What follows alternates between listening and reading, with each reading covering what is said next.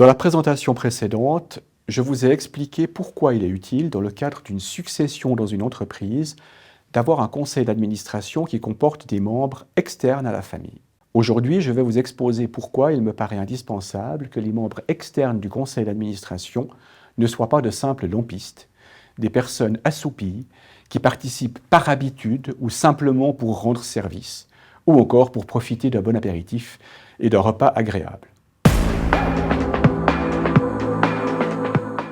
La première raison évidente est qu'il ne sert à rien d'avoir des conseillers qui, dans les faits, ne conseillent pas, n'apportent pas leurs idées, ne challengent pas certaines décisions. Ensuite, c'est qu'il existe une vraie responsabilité pour la gestion. Qui est responsable pour la gestion?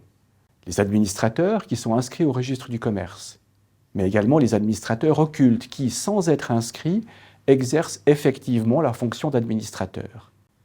Mais également l'actionnaire principal s'il exerce, sur le plan matériel, une fonction typique d'organe.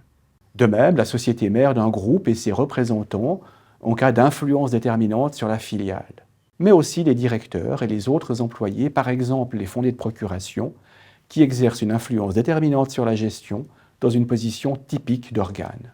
Enfin, ce peut être aussi le cas de l'actionnaire unique ou majoritaire, qui peut être qualifié d'organe de fait lorsqu'il ne laisse aucune liberté d'appréciation aux administrateurs qu'il a nommés et qu'il dirige effectivement la société par le biais des instructions qu'il leur donne. Lorsque la société subit un dommage, la responsabilité peut être engagée. Il s'agit de la diminution involontaire de la fortune nette. Il faut comparer l'état actuel de la fortune et son état hypothétique si l'administrateur avait respecté ses devoirs. Dans le cas d'une faillite, par exemple, le dommage est généralement constitué par les pertes accumulées par la société entre le moment où les administrateurs auraient dû déposer le bilan et le moment du prononcé de la faillite. Le calcul des dommages d'intérêt est soumis aux règles générales. Le dommage doit en principe être intégralement réparé sous réserve des motifs de réduction qui sont prévus par le Code des obligations. La faute légère est le motif de réduction le plus fréquent. Le manque de temps ou l'activité exercée à titre fiduciaire ne sont pas des motifs de réduction de l'indemnité. Le défaut de connaissance ne justifie pas une réduction de l'indemnité. Outre le dommage, il faut qu'il y ait une faute. La faute est un manquement aux devoirs qui sont imposés par l'ordre juridique. Il s'agit le plus souvent d'une omission par négligence. Le point de vue est objectif. Le manquement doit être constaté par rapport au comportement hypothétique qu'aurait eu un administrateur diligent dans les mêmes circonstances. La faute de l'administrateur est présumée. Il lui appartient donc de démontrer les circonstances qui permettent d'établir l'absence de faute. Le juge doit se replacer dans les circonstances au moment où l'administrateur a agi. Les moyens de défense de l'administrateur sont limités.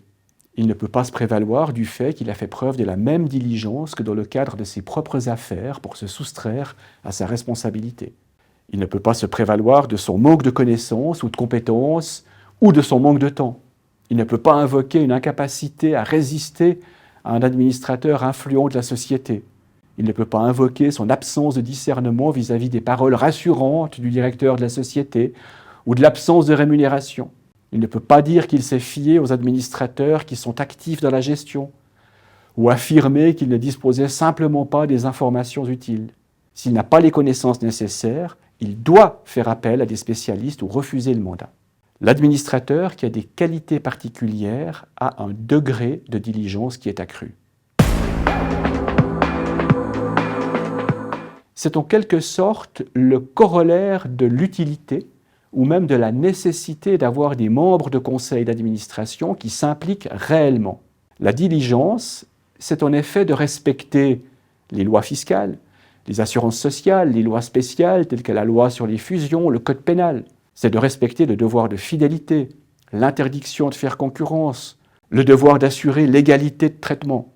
C'est aussi le respect des devoirs qui découlent des attributions dites intransmissibles et inaliénables du conseil d'administration, telles qu'elles sont prévues par le Code des obligations. C'est encore de respecter les statuts, le règlement d'organisation, les règlements internes, les décisions de l'Assemblée générale. Avoir un conseil d'administration qui comprend des membres externes, c'est donc assurer aux actionnaires héritiers, dans le cadre d'une succession, un appui bienvenu, si ce n'est indispensable.